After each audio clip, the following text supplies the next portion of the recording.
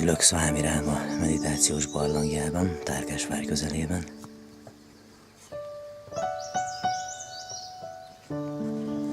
És a Swamiji ezt látta, amikor itt meditált, ezért jöttem ide.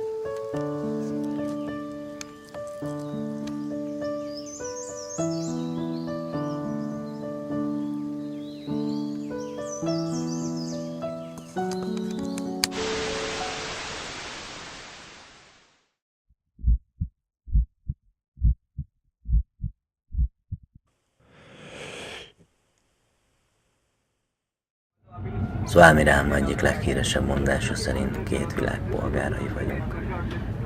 A lelkem egyik fele ott maradt Indiában, a másikat hazahoztam, mert nem véletlenül születtem ide, itt van dolgom. A mesterem viszont nem erre gondolt. Két világ polgárai vagyunk, egy külső és egy belső világ lakói. Amikor a meditáció már nem csak leülés, hanem a mindennapi életed szerves része, akkor is, ha éppen jársz-kelsz a nyüskő világban. Amikor már őrzöd a csöndet, akkor is, ha éppen beszélsz. Amikor már annyira közel érzed magad az igazi önmagadhoz, hogy ebből a középpontból nem mozdít ki semmi, akkor már mindegy, hogy Indiában vagy éppen Magyarországon. Hogy a barátoddal vagy csak lélekben van veled. Hogy a mestered mellett ülsz, vagy csak veled van belül.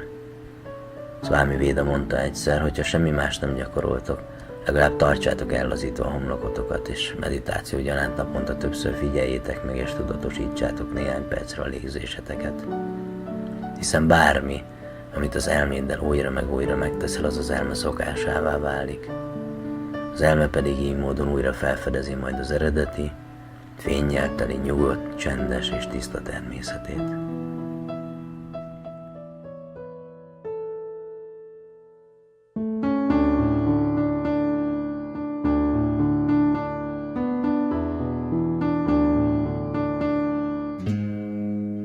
Delhi a világ egyik legrégebben lakott városa.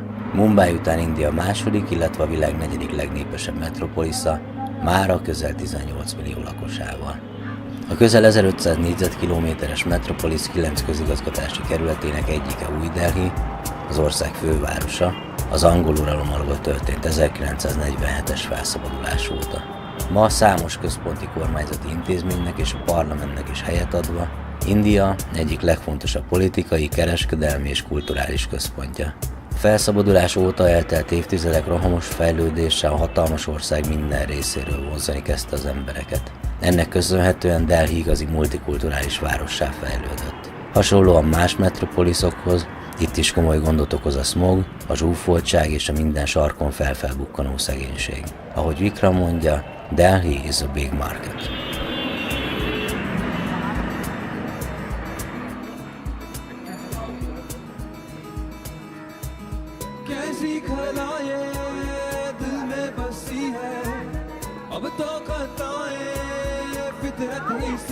मैं ही हूँ वो जो रहमत से गिरा वे खुदा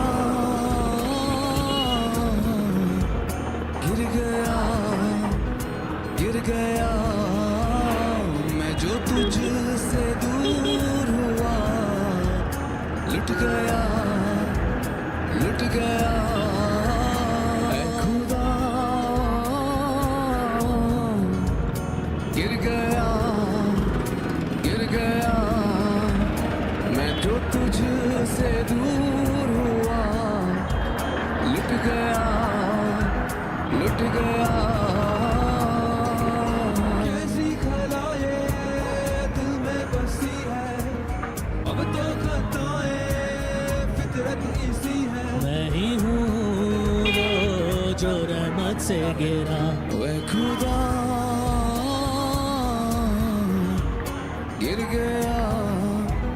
गिर गया मैं जो तुझसे दूर हुआ लुट गया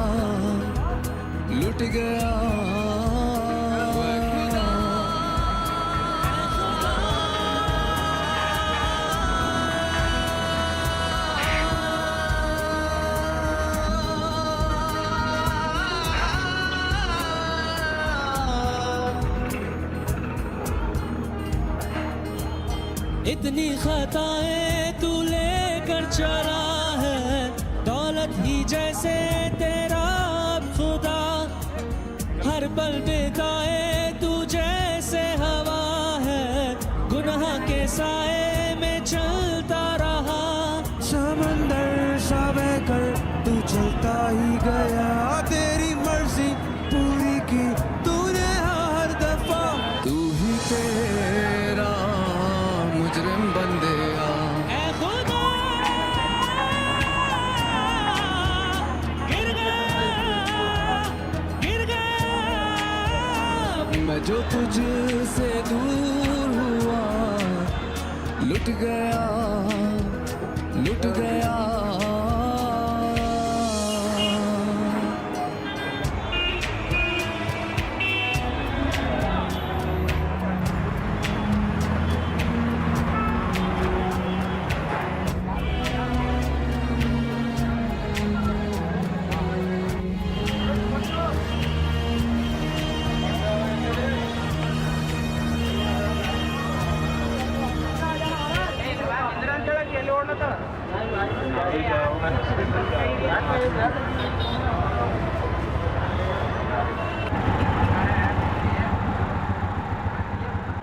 Ő itt Vikram barátom, kísérőm az úton, de nem csak ebben a filmben egyébként is.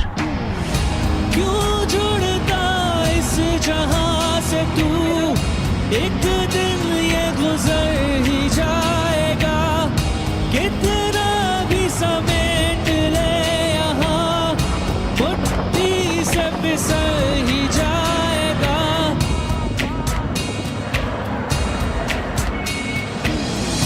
हर शख्स है धूल से बना, और फिर उसमें ही जा मिला, ये हकीकत है तू जान ले, क्यों सच से मुंह है फेरता। जब जब हसरत पूरी कर ले, रुकेगी ना फितरत ये समझ ले, मिट जाएगी तेरी हस्ती, कर ना पाएगा ये दिल बंदेया। ऐ खुदा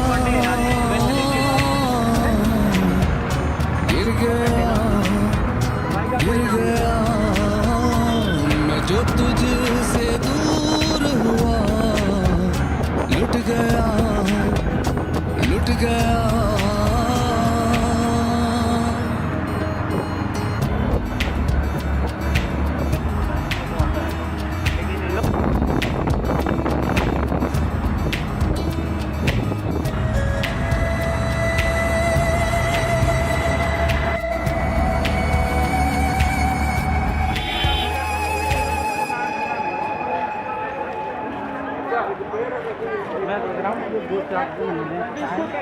हाँ मैडम जी, 150.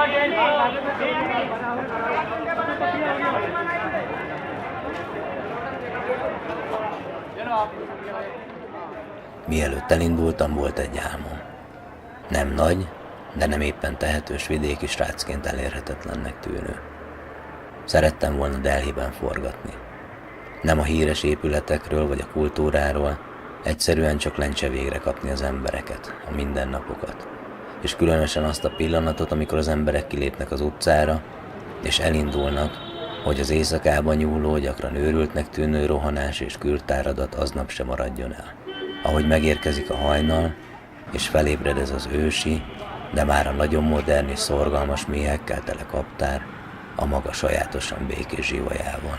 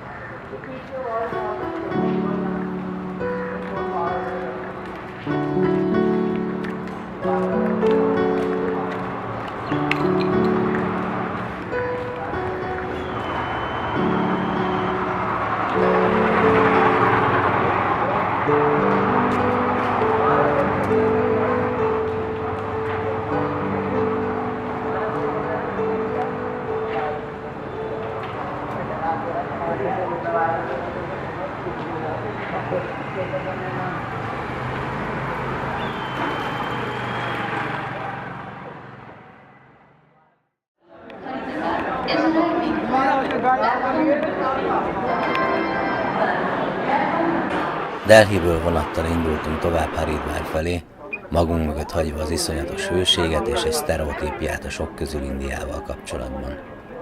A vonaton nagyon korrekt áru másodosztályú jegyünkhöz légkondi, 1 óra út elteltével tea, reggeli, ingyen újság és rengeteg kedvesség járt. Ennyit az indiai vasútról. A további menü még 4 óra vonatút, Haridwarból Dehradun felé busz, majd végül Jolliba riksa volt. This is the place called Bhaniawala, near to Jolly Grant Swami Ram's Hospital. Este a tűz mellett megmelegedett a lelkünk, de aztán hajnalban motorral indultam tovább, Vikram öreg motorjával, hogy elérjem a magyar csoportbuszát Tarkesvár felé. Szóval motorral, én Indiában, hogy aztán tovább menjek a Himalájába. Még ha nem is én vezettem, megbeszéltük, hogy majd legközelebb, mégis hihetetlen érzés volt. És hogy fokozzam, közben még filmeztem is. Néha alig tudtam eldönteni, hogy ez a valóság, vagy egy film csupán, aminek én is az egyik szereplője vagyok. Pedig egyszerű. Úgy éltem, mint a filmekben.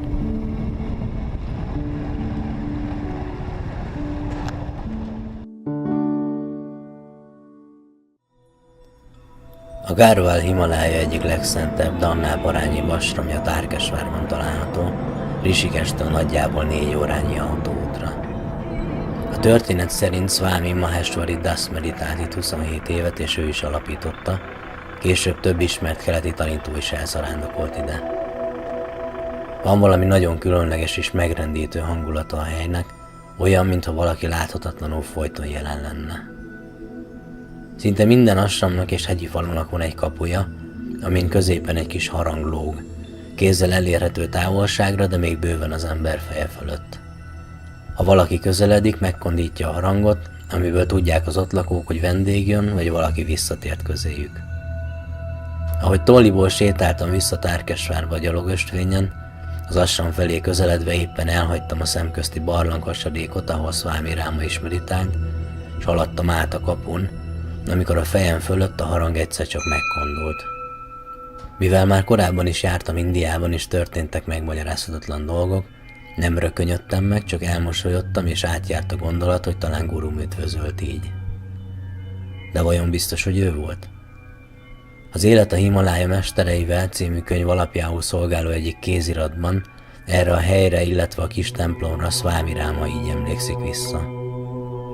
Sok nyugodt és csendes helyet ismerek a Himalája mélyén, ahol az ember zavartalanul élhet és meditálhat. Ha fáradtnak érzem magam, első gondolatom, hogy feltöltődés véget a Himalájába megyek egy rövid időre. Az ilyen visszavonulásokra kiszemelt egyik kedvenc helyem a Garhwali kerületben található, úgy 20 kilométerrel Lansdowntól, 1900 méteres magasságban, ahol a nagy fenyőfák között egy kis síva templom áll. Azon a vidéken senki sem eszik a termésből anélkül, hogy a templom istenségének ajánlaná. A helyi néphagyomány szerint, ha valaki véletlenül mégis elfeledkezne róla, háza rázkódni kezd, és a benne lakó emberek mulatságosan kezdenek el viselkedni. Amikor 14 éves koromban először hallottam erről, feltámadt bennem a vágy, hogy eljussak ebbe a templomba. Este 7 óra körül járt, és sötét volt már, amikor a templom közelében jártam, és utam egy sziklafal peremén vezetett. Nem volt mivel világítanom, és akkoriban nagyon csúszós fatalpú szandát hordtam. Megcsúsztam, és már csak nem lezuhantam az igen meredek szirtről, amikor hirtelen egy magas, fehérbe öltözött öregember kapott a karjába, és emelt vissza a gyalogösvényre. A hely érezhetően erős szellemi vibrációkkal rendelkezett. Megtudtam, hogy egy nagy citha élt itt 600 évvel ezelőtt. Tanította a környékbelieket, tanácsokat adott nekik, de csendes, visszavonult életet élt. Halála után egykori lakóhelyén egy 2 négyzetméteres templomot építettek az emberek. A templommal egy sivalinga, azaz egy szimbólumként használt ovális alakú kő állt. A környékbeli falvak lakói 3 havonta egyszer, minden új évszak előtt még ma is ellátogatnak a templomba, hogy ne hagyják feledésbe merülni a nagy ember emlékét. Egyesek szerint ő mentett meg attól, hogy lezuhanjak a sziklafalról. Néhány évre rá, hogy először látogattam el a templomba, néhány brahmana úgy döntött, hogy egy nagyobb, szilárdabb és még fenségesebb templomot épít a kicsi, régi templom helyére, ami akkor már elég rossz állapotban volt.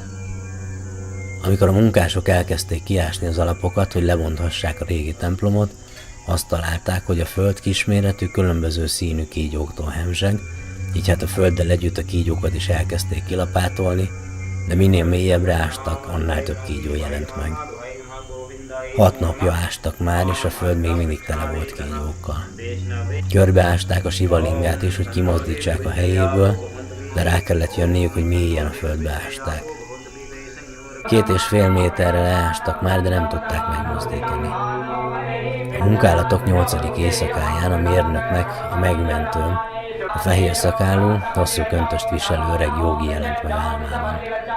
Közölte vele, hogy a sívalinga szakrális tárgy, és nem szabad elmozdítani onnan, valamint, hogy a templomot nem szabad kibővíteni. Így hát a régi templomot visszaépítették eredeti állapotába, úgy, ahogyan már 6 évszázada állt. 1973 tavaszán látogattam el ismét a templomhoz. Nyugalmas és gyönyörű hely. A völgyet övező magas hegyek csúcsáról az ember a Himalája hosszú vonulatait láthatja. A csúcsok, mintha erősen egymásba kapaszkodnának, és mintha elhatározták volna, hogy szilárdan állnak az idők végezetéig.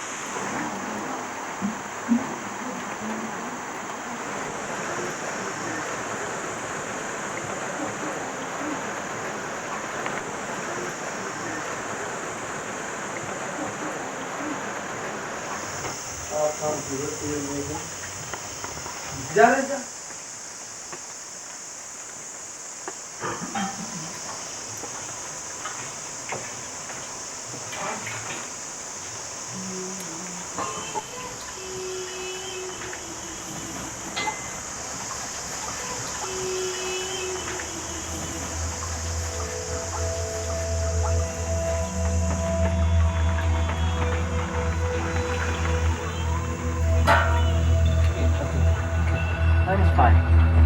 Akkor előbb kell reggelizni. German, French, but not Hindi. 8 बजे बोल दो Hindi यूं is- यूं पढ़े Okay. Puja.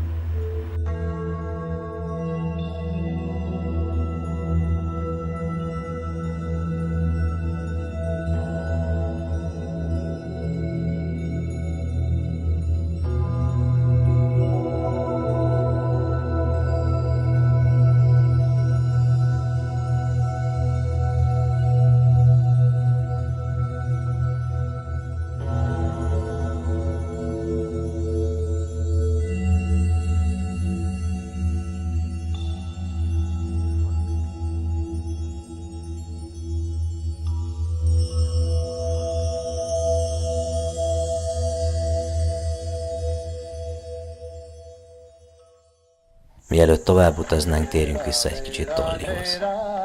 A történetmesélők szerint itt, ebben a kis észak-indiai hegyi falucskában született 1925-ben a mester, aki, ahogy mondani szokták, gurúja kérésének eleget téve hidat épített kelet és nyugat, spiritualitás és tudomány, ősi bölcselet és modern technológia között. Kora gyerekkorától egy bengáli jógi és szent, bengáli baba nevelte, akivel sorra járta a templomokat és hegyeket, magába szívva a himalájai bölcsek ősi tudását.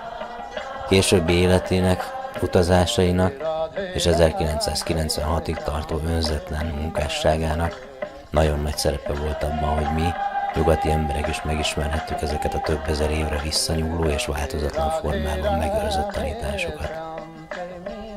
Ő Swami Rama. Akár a Ráma útja is lehetett volna a címe ennek a filmnek.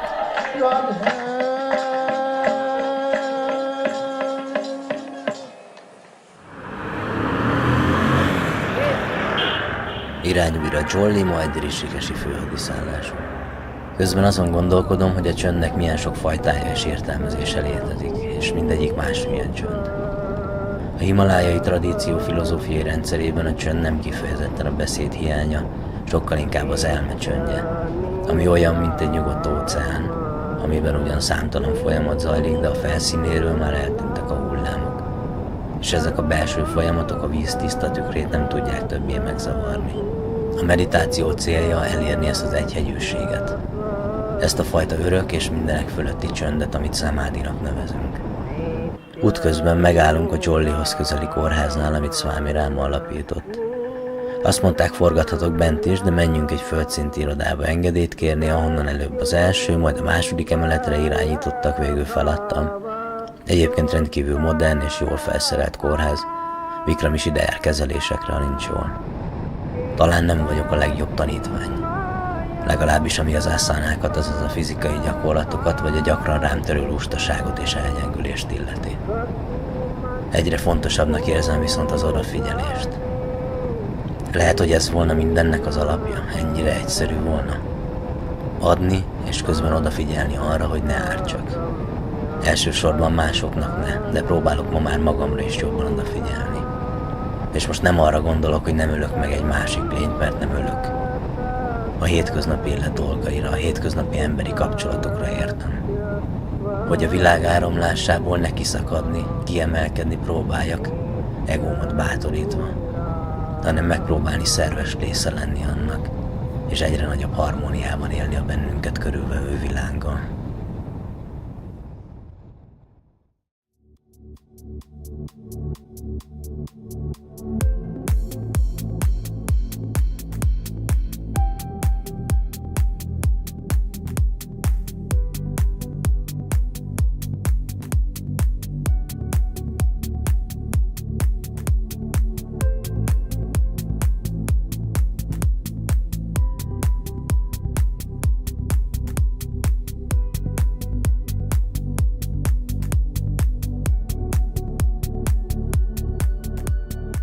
Rishikesh a jóga fővárosa.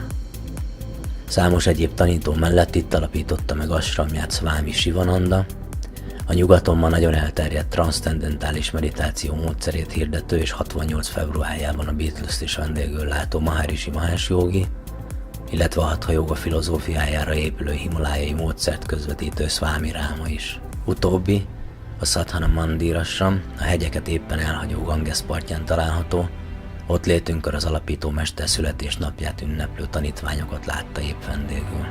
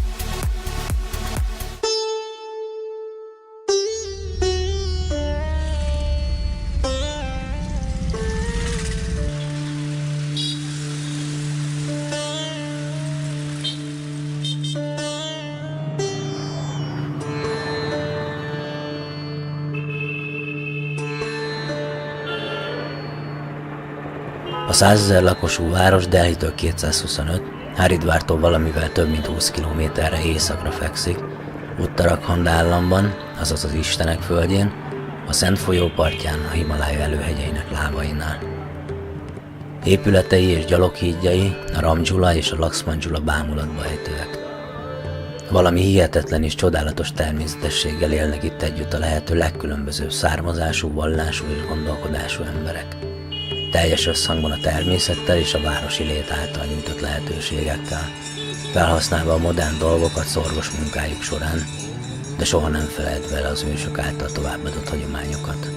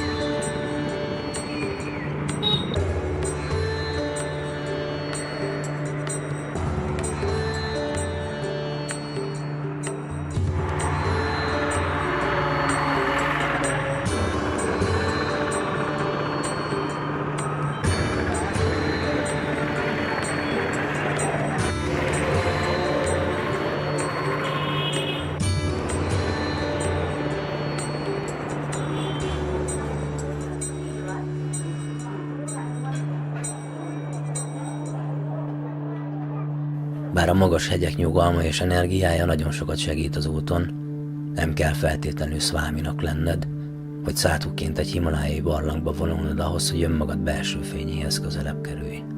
Sőt, korábbi életeid szamszkárái, lenyomatai alapján erre az életedre kapott, vagy inkább választott feladatokat a karma körforgás alapján teljesítened kell. Hiszen az ok végül mindig okozattal jár. Nem futhatsz el az önmagad által előidézett következmények elől. Én ebben hiszek. Bizonyos szempontból könnyebb, más szempontból viszont nehezebb, ha vállalod azokat a körülményeket, amelyekbe beleszülettél. Ha a rohanásban próbálod meg elérni a kimozdíthatatlanságot. Teher alatt nő a pálma, ahogy a mondás tartja. Ezek a terhek pedig segítenek fejlődni. Ezt összegezve mondja az gurum, hogy ott kell megvilágosodnod, ahol élsz.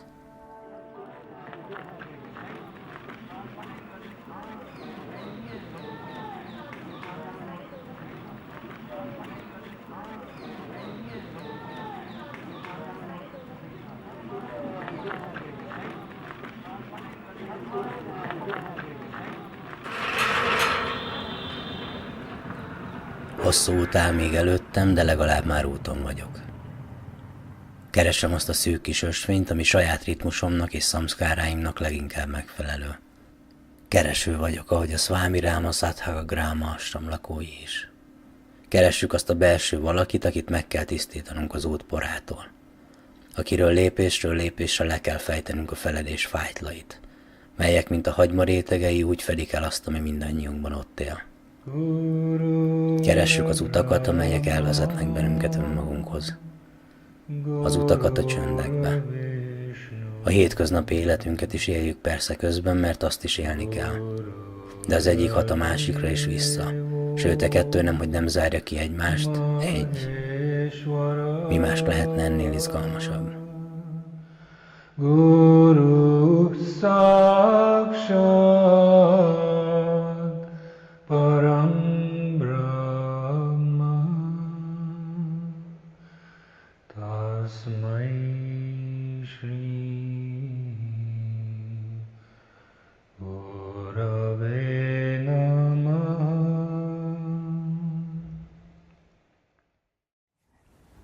Namaste.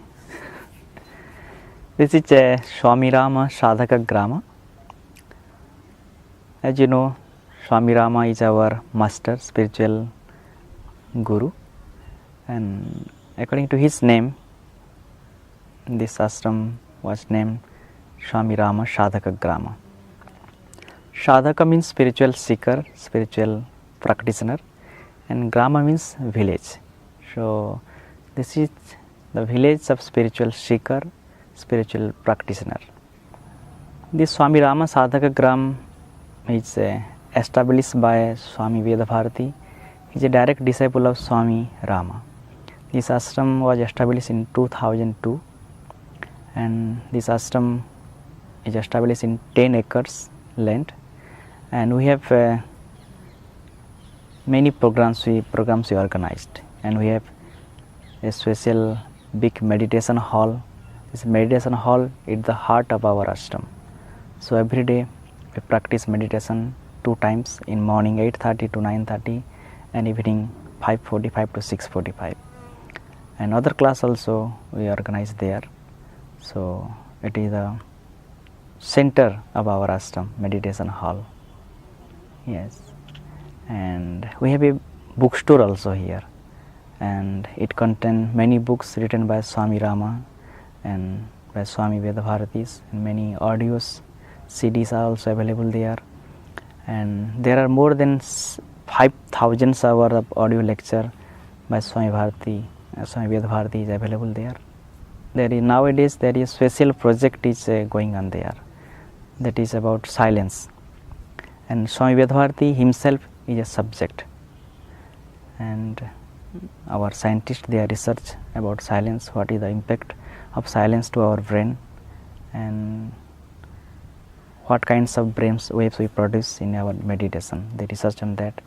We have a very nice dining hall also here, and we cook very nice, hygienic, and it is vegetarians food we prepare there. We have about 40 guest cottages are here.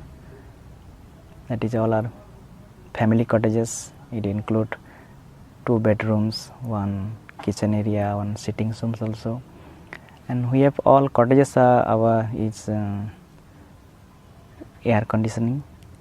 So it is facilitated to sadhaka for their practice and for their happy staying. And we have some sadhaka cottages also here. We provide that sadhaka cottage for silence practitioner. Many people come here for their silence practice, starting from 3 days, 7 days, 10 days, and we provide them sadhaka cottage. We have about 25 sadhaka cottages are here, and we have a big Gurukulam buildings. We organize here a long-term program called Gurukulam program, that is for 3 years, 5 years, and who want to join in Gurukulam program for intense their practice, we provide them Gurukulam rooms, and we have 24 Gurukulam rooms are there. And we have some new blocks that contains 2 rooms, 1 dining hall for long-term sadhaka. They can stay there. Pierre eredetileg francia, de gurukulamos diák volt. Aztán itt ragadt Indiában. Itt is él már egy ideje a feleségével együtt. Mesélt nekem kicsit a mindennapokról és arról, hogy mit jelent szeretni, szolgálni és emlékezni.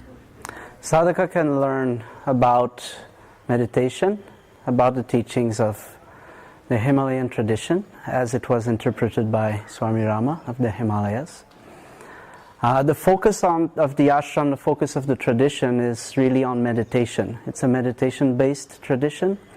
So everything that we do, our Hatha Yoga, our studies, all the topics that are covered in the ashram are there to support and to improve our practice of meditation.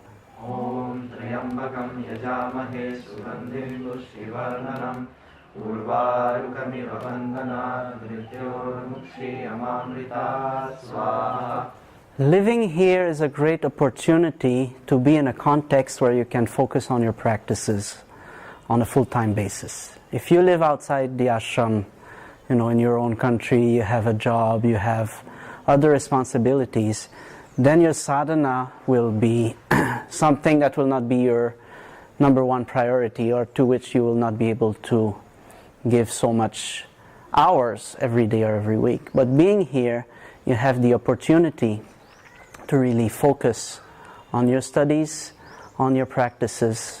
Om Triyambakam Yajamahe Sugandhim Pushtivarnanam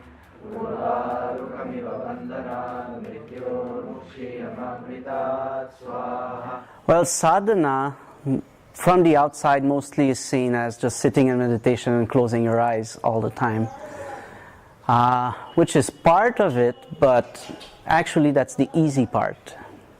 The easy part is just sit there and close your eyes. The most difficult part of sadhana is to be in the world, interact in the world and still remain centered, keep that center that you get from your meditation, not lose it once you get up from your seat.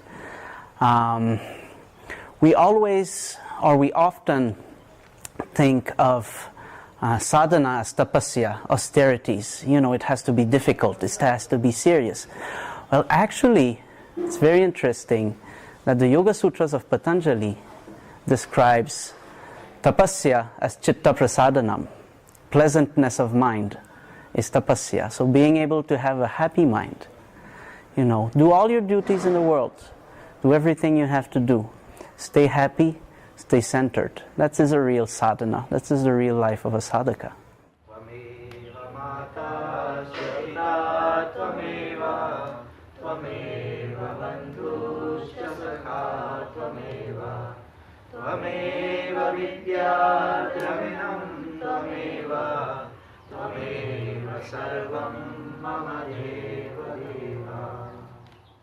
The meaning of love, serve, remember.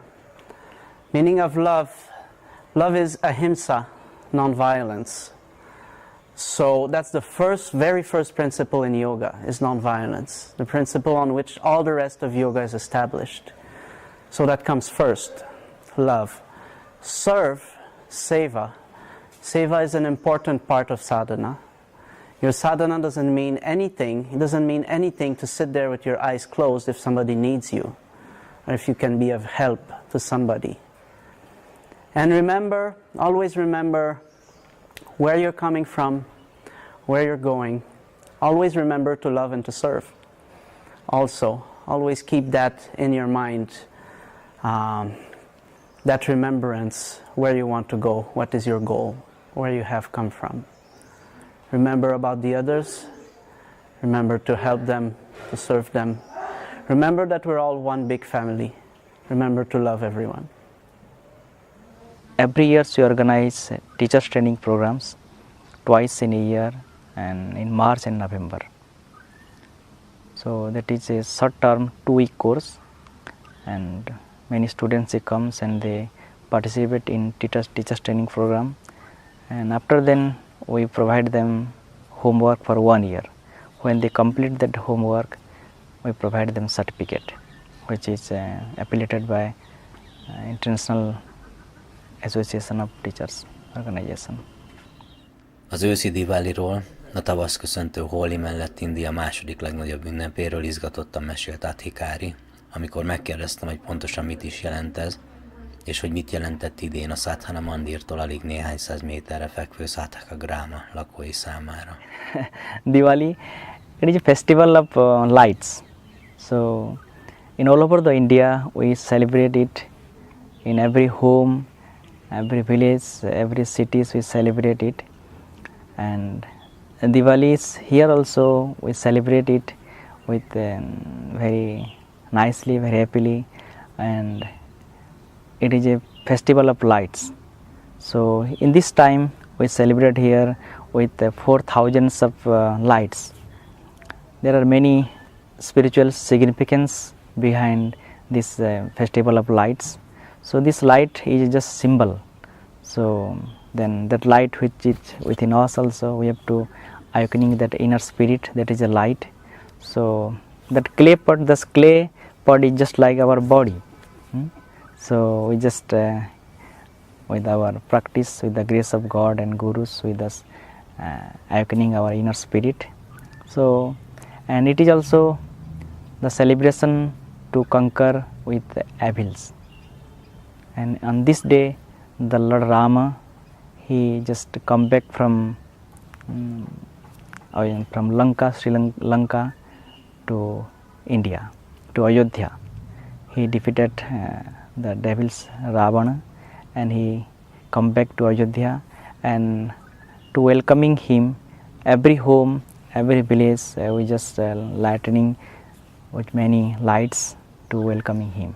I enjoy very much because this time especially we have many guests, and we together we organize all the Deepaks, and we had very nice Bhandara. Bhandara means special lunch with too many sweets, and so I enjoy a lot. Yeah.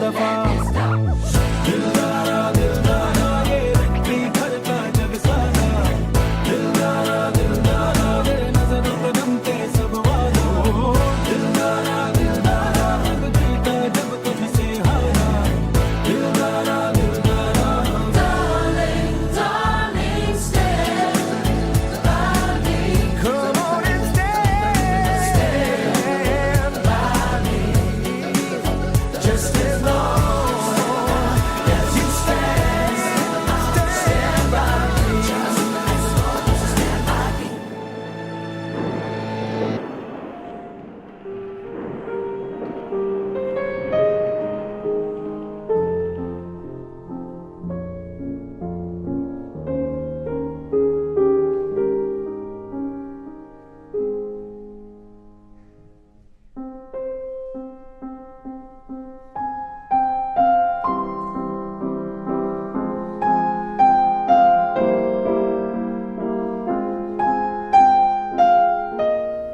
Miután gurúja elhagyta a testét, Swami Veda Bharati lett a tradíció spirituális vezetője.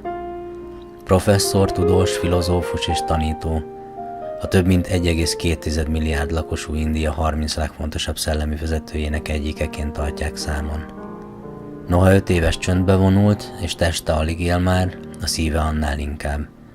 Hatalmas, és nem tudok rá találóbbat mondani, igazi és tiszta gyermeki szeretettel ünnepelte velünk a Diwalit.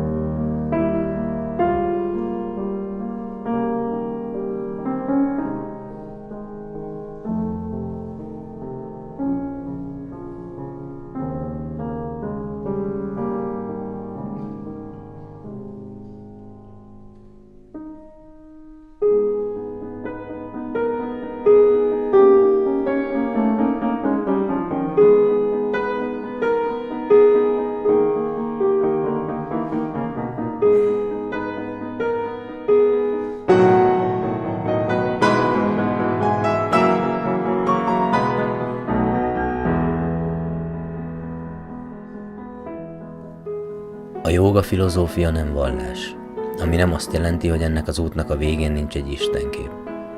Ennek az Istennek azonban része az igazi, minden sallangtól mentes éned, az önvalód, akár a cseppje a tengernek. Ez az Advaita, azaz a nem kettősség egyik legfontosabb tanítása. Mára megtanultam azonban, hogy az igazán nagy dolgokért igazásokat is kell tenni. A kegyelem csak akkor érkezik, és a keresett kincset az út végén csak akkor pillanthatod meg. Úgy érzem, ma már értem Swami Veda szavait, amikor azt mondja, hogy ha odaérve a meditációs teremhez látsz egy anyát gyermekkel a karján, bizonytalanul azt illetően, hogy vajon bemenjen-e a terembe meditálni, és elmégy mellette, hogy szent meditációdat végezd, akkor, hogy szó szerint idézzem, nem vagy valami nagy meditáló. Ugyanakkor, ha odamégy hozzá, még akkor is, ha idegen, és felajánlod, hogy vigyázol a gyermekére, ami által ő csatlakozhat a csoporthoz a meditációban, akkor valóban meditáló vagy. Szeress, szolgálj, emlékezz. Minden benned van, csak ki kell csomagolnod, és hagynod, hogy a csöndben felemelkedjen az óceán mélyéről.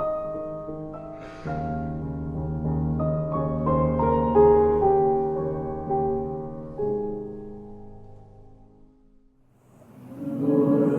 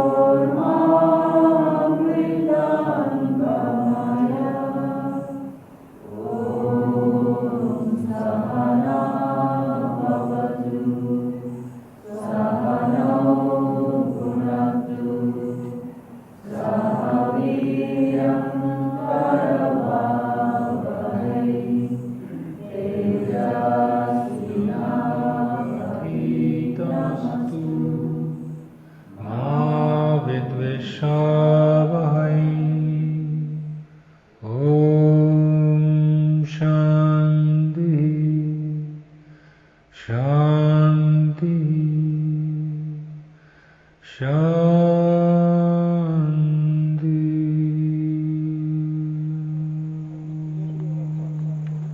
Amit itt kaptam, azt egy életre kaptam.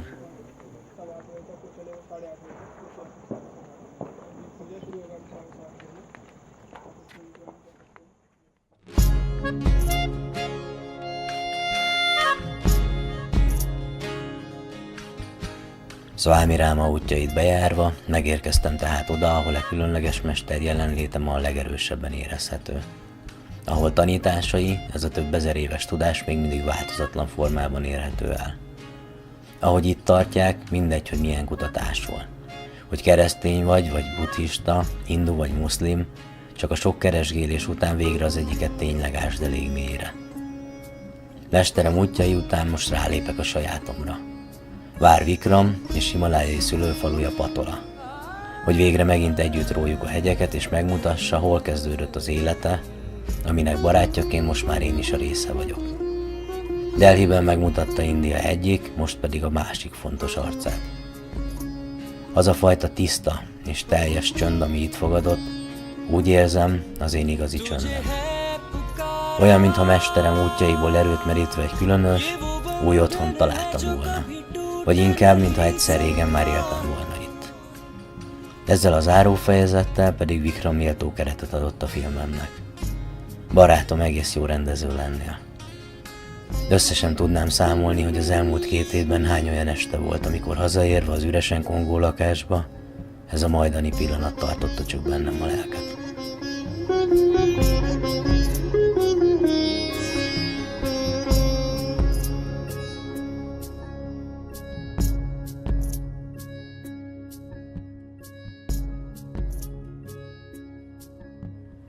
Patola Rishikestől nagyjából 5 órányira fekszik. 1400 méter magason gyönyörű hegyek által határolva. Egy apró, alig több mint 200 lakosú falucska, ahol a természet még ma is szerves része az itt lakók mindennapjainak. Ahol a tiszteletnek semmi köze a pénzhez és a hatalomhoz. És ez, ha a 3 millió istenük is úgy akarja, jó ideig így is fog még maradni. Első útunk a falu vezetőjéhez, PD-hez vezet, aki egyébként Vikram gyermekkori barátja. Rendkívül tájékozott vezető. Rendszeresen olvas újságot, hiszen mindig van valaki, aki bemegy a városba. Sőt, műholdas tévécsatornákat is néz. Így képben van a világ dolgaival kapcsolatban. Nagyon örül, hogy India fejlődik. Hogy az új miniszterelnök Narendra Modi májusi megválasztása óta csökken a korrupció, és kampányának részeként, ha lassan is, de megvalósulni látszik a My Clean India. Szereti a falu lakossága. Idén már másodszor választották vezetőjüknek 5 évre. Noha rendkívül szerény körülmények között élnek az itteni emberek, PD keze alatt lett elektromos áram, sőt vezetékes víz is a faluban több helyen. Ez igencsak megkönnyíti a mindennapokat. A faluban saját iskola is működik, ahol az állam külön szakácsot is alkalmaz azért, hogy a döntően helyi alapanyagokból a gyerekek minden nap friss ételt kaphassanak. Hiszen a gyermekben van a jövő. Here is the basic school of Patola, where I studied in my childhood from my playgroup up to class 3. And after class 3, I went on the neighboring village behind this mountain there. Vikram antropológiát, turizmust és hotelmenedzsmentet tanult. Számos sorstársához hasonlóan neki is döntenie kellett, hogy marad a nyugalomban, vagy megpróbálja a városban biztosítani a megélhetést feleségének és gyermekeinek. Amikor tud, persze hazalátogat. 2 éve a Himalájában találkoztunk először. Karmikus találkozás volt, megmagyarázhatatlan közös múlttal, ami a nyugati gondolkodásmód nyelvén nem is igen lenne körülírható. Szempillantásnyi idő alatt köttetett barátságunkat nem kezdte ki az eltelt idő és az óriási távolság.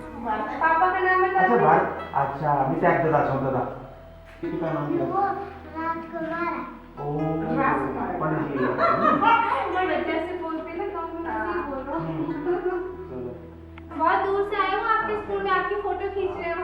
Photo चलो खड़े होके बोलो, खड़े हो जाओ। खड़े होके बोलो, चलो। We love Hungary. We love Hungary. Hungary is a very, very friendly country to India. We always love to Hungary and we love to India. Thank you very much. Clapping.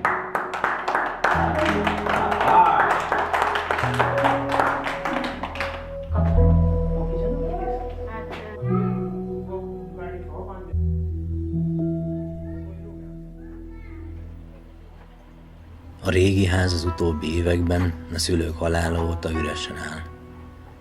Nővére Bisztu tölt csak itt néha hosszabb, rövidebb időt, illetve Vikram egy-egy hétvégét a családjával. Ebben az évben már kétszer is el tudtak jönni. We are in Pathola at my house where I spent my childhood completely. Even till before few years my father and my mother, they were also staying here, but now my father and mother, they are no more. But this is still our house, but we regularly not living here because we have to go out for in search of job and to earn money.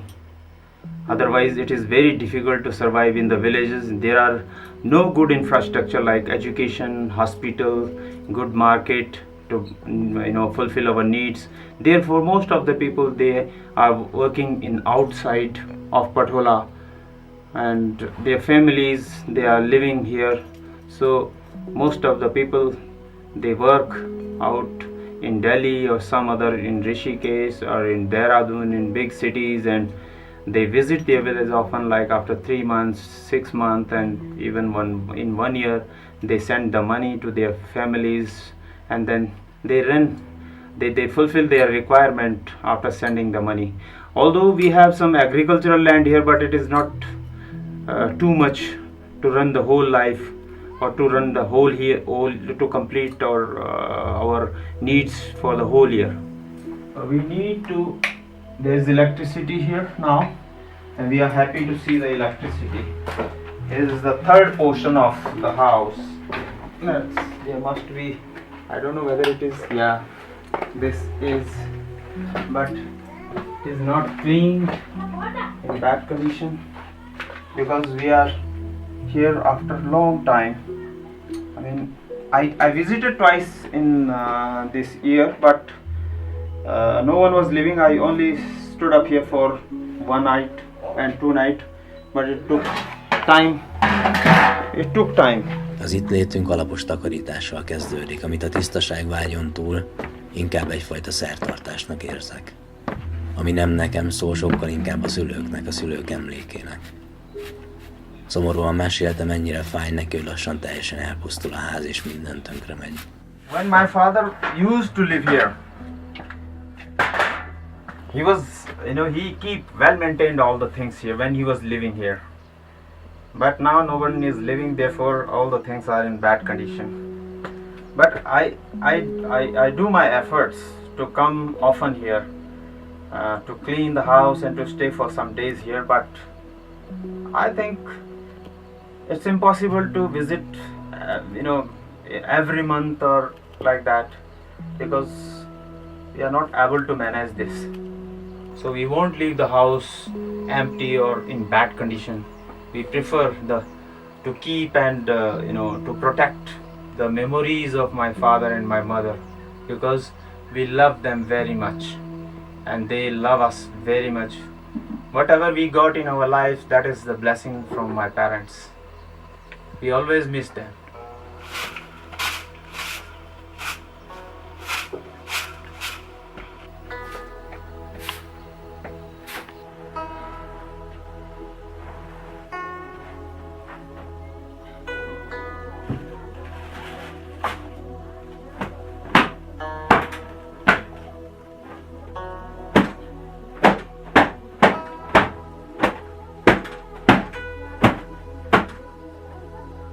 Az egyik közeli házból megérkezik Vishnu, Vikram bátyja, aki 30 évvel ezelőttig az indiai hadseregben szolgált, de gondjai akadtak az itallal.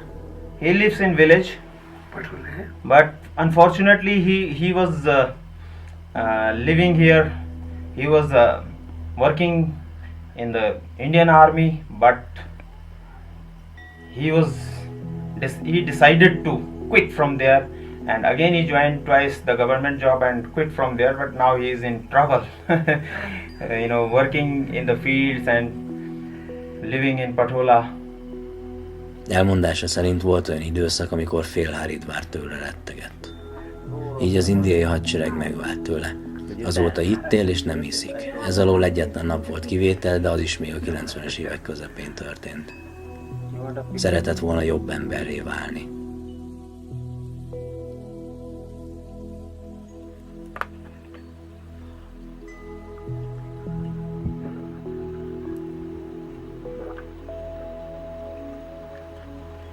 After the pills, I will take the syrup, which is good for the diluting the kidney to take out.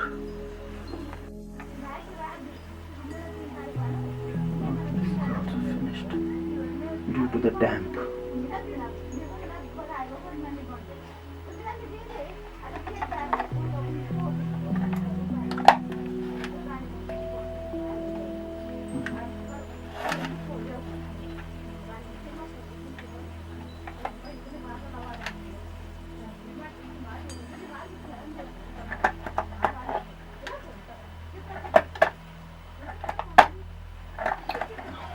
This is also finished.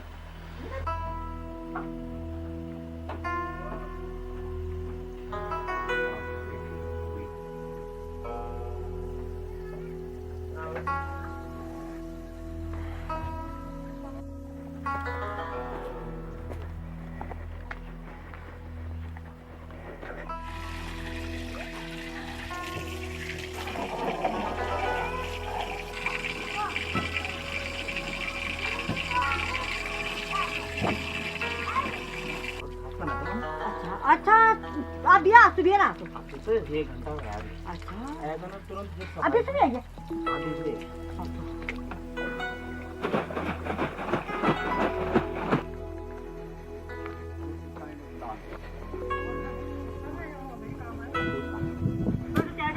ना ये तो घर की सफाई कर अभी घर की सफाई करने के बाद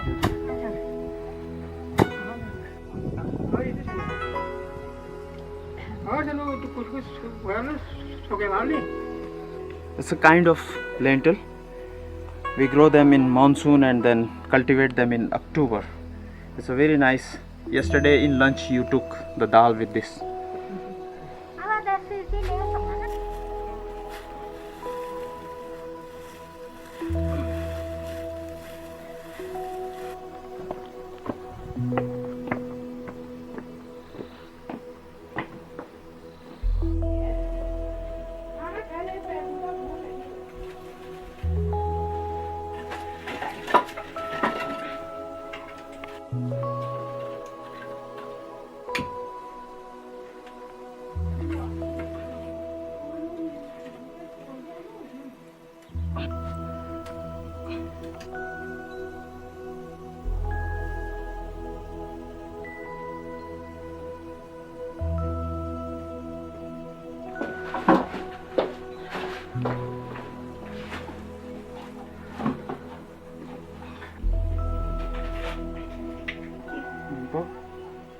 Visnu felesége, mint a hindu mitológiában Lakshmi, meglátta, hogy nézegetek egy furcsa növényt a kertben.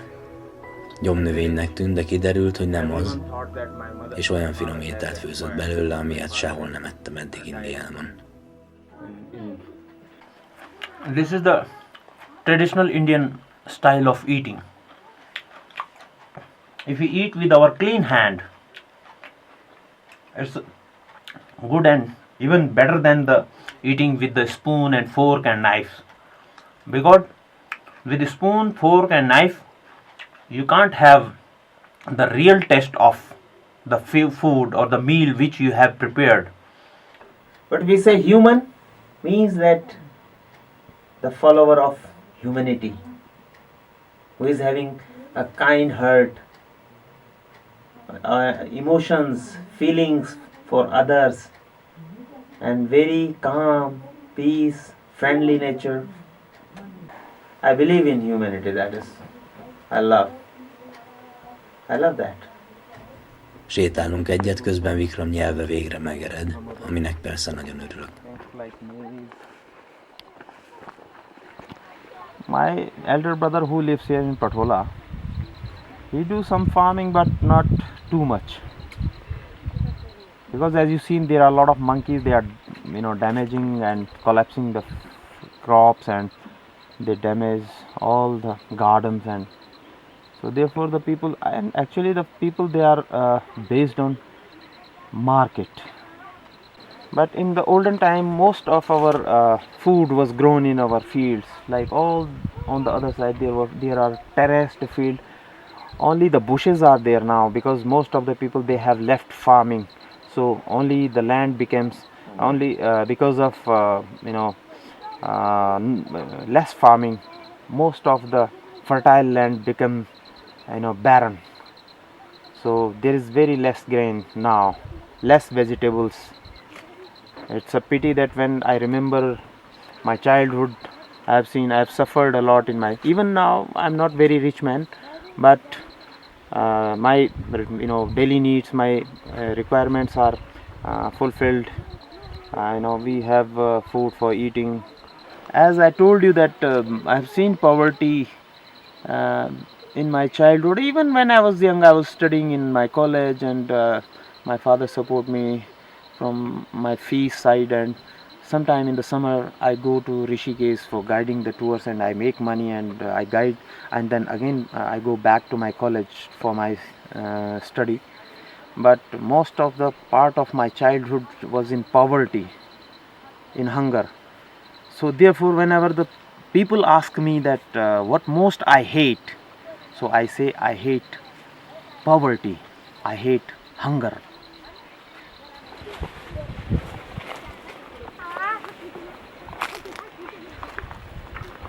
All on the other side there are fields, you see, those are now barren. There is nothing, no one is growing there. Far away down there we have fields down there, but nothing is there, only except the jungle. Nowadays this farming concept in our Uttarakhand and village area, it is totally forgotten by the people.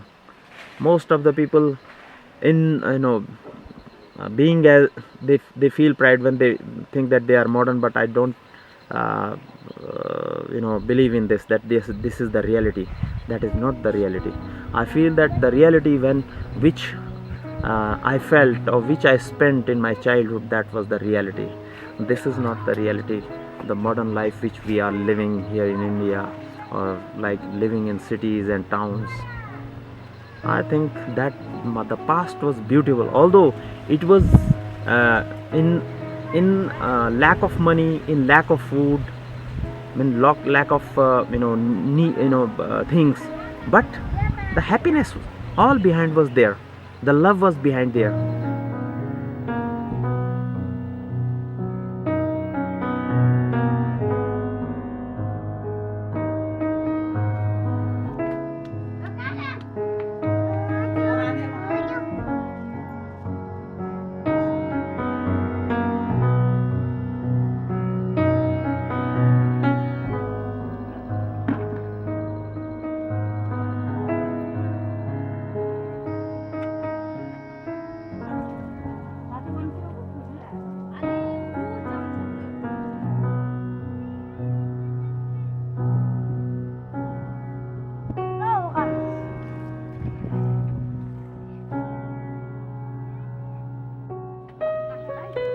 जाना नहीं, ये सनी फोटो जाना नहीं।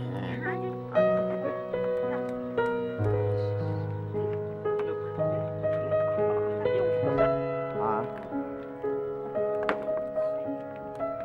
33 साल से अभी 33 साल से अभी लड़का।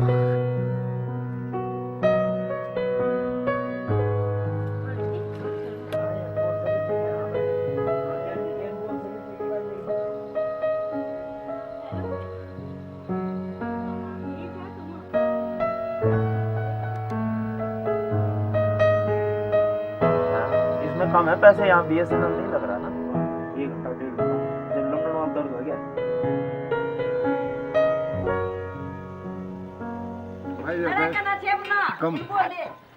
Bár arról volt szó, hogy Pidi elindul megnézni a kecskéjét, néhány perccel később többet magával megjelenik az ajtóban, és egy üveg viszkit nyom Vikram kezébe.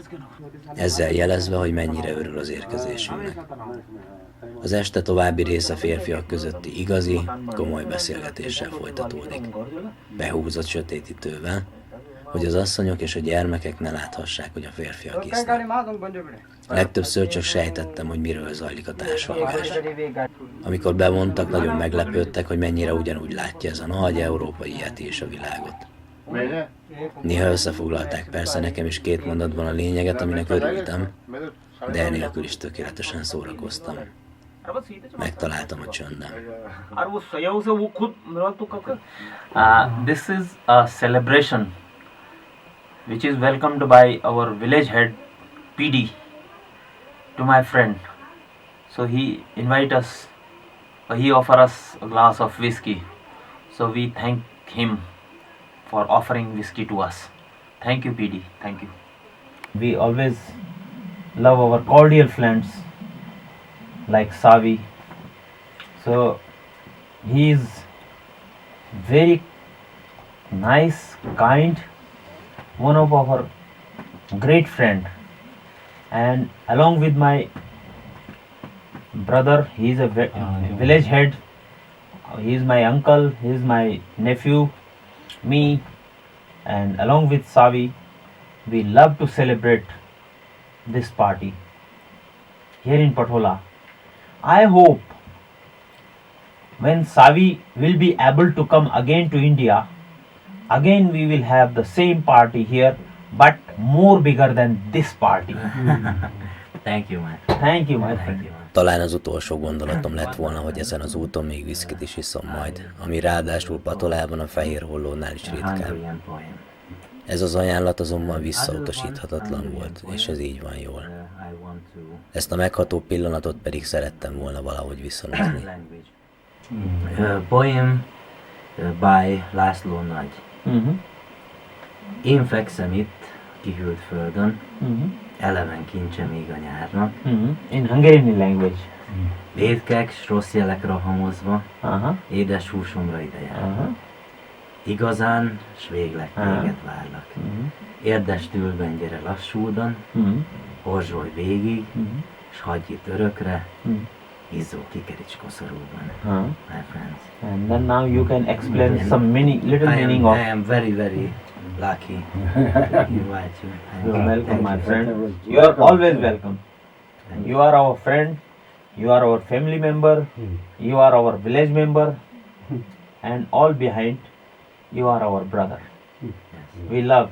I am the luckiest man in the world. Thank you very much. It is our pleasure. Thank you very much. Még mielőtt elaludnánk, Visnu érkezik megint. Noha egykori alkoholizmusára nem büszke, azt azért büszkén meséli, hogy mekkora harcos volt ő egykoron.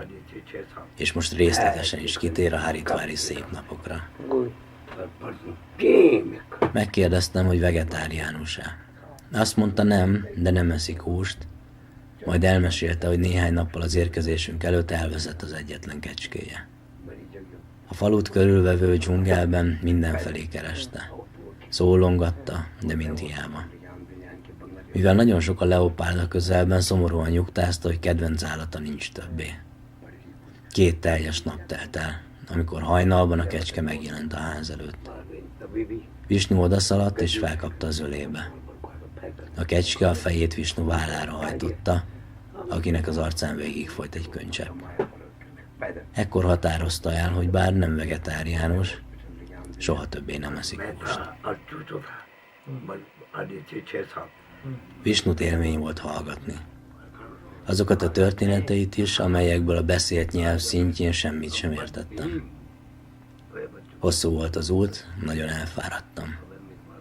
Hangtalanul mentem be a belső szobába, és úgy aludtam el, hogy közben Visnu mesélt tovább vége láthatatlanul. Gyerekkorról, katonaidőkről, helyi pletykákról, és még talán arról is, hogy ez a messziről jött magyar fiú egész jó lelkű ember.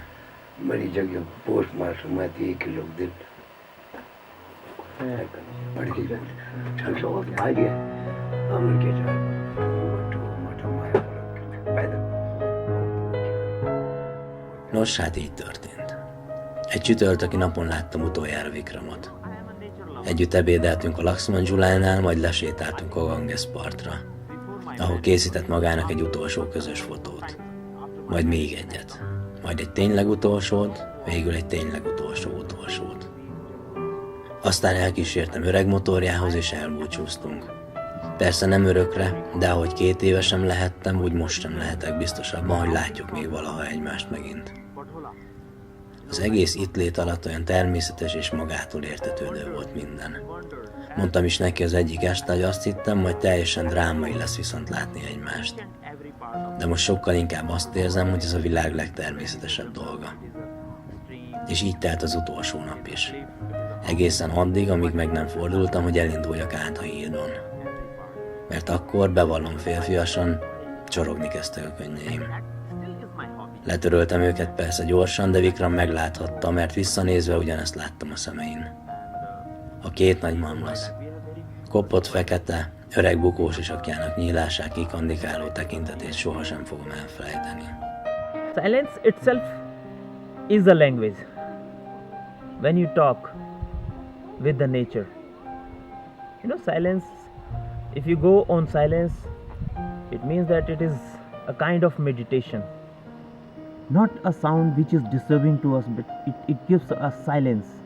It gives the sound of silence, which you feel very peace and calm inside to yourself, and which is a good, way of healing to yourself. Butak csöndekbe. 3500 mérföld.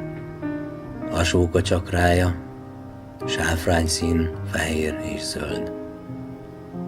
Magam lettem magamnak a híd, s amíg tart a szeretetem, átmegyek rajta bármikor. Yes, my bro. No problem.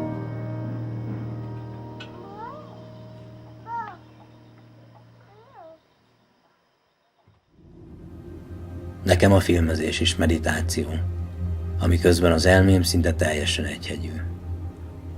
Nem ér el a világ zaja. Csönd van bennem. Ilyenkor vagyok a legközelebb önmagamhoz. Az egymás után sodródó képek olyanok, mint a lélegzetvételek, amiket csak meg kell figyelnem. A többi már jön magától. Adok vele, de közben kapok is, hiszen a kezemet ilyenkor nem csak én vezetem, és ez most is így történt. Tudom, hogy most egy nagyon drámai és filozófikus zárásnak kellene következnie. Meg kellene erőltetnem magam, és előbányásznom mindent, amit David Lynch-től vagy Kim Ki-duktól tanultam. De ha visszatekintek az eddigi életemre, Kevin Spacey zárószavai jutnak csak eszembe Sam Mendes amerikai szépségéből. Azt hiszem, igen dühös lehetnék amiatt, ami velem történt. De nehéz dühösnek lenni, amikor oly sok szépség van a világban. Néha úgy érzem, hogy egyszerre látom mindet, és túl sok. A szívem felduzzad, mint egy léggömb, és majd szétrobban. Aztán eszembe jut, hogy ellazuljak, és ne próbáljak meg belekapaszkodni. Aztán esőként hullik rám az egész. És nem érzek mást, csak hálát. Hülye kis életem minden egyes percéért. Om, Shanti, Shanti, Shanti.